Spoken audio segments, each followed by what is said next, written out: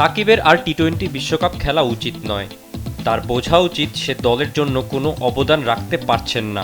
South আফ্রিকার বিপক্ষে হতাশাজনক পারফরম্যান্সের পর সাকিবকে নিয়ে এমন মন্তব্য করেন ভারতের সাবেক ক্রিকেটার বীরেন্দর সেহবাগ। 2022 বিশ্বকাপে 5 ইনিংসে সাকিবের সংগ্রহ ছিল মাত্র 44 রান।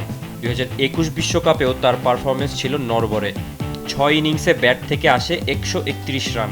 অলরাউন্ডার সাকিবের পারফরম্যান্স যেন তলানির দিকে। এই বিশ্বকাপে এখনও পাননি উইকেটের দেখা, আর ব্যাটিংয়েও আলো ছড়াতে ব্যর্থ।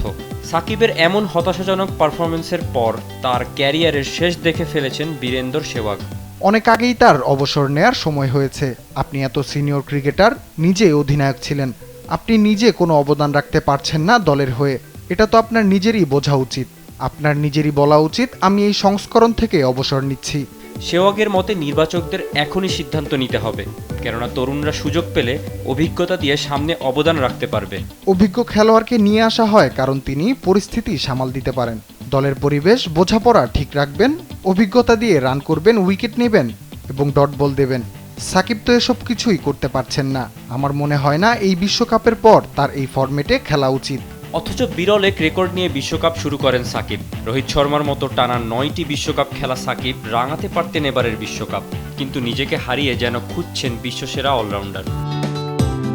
Mohammad Tousiful Hasan, sports desk, Desh TV.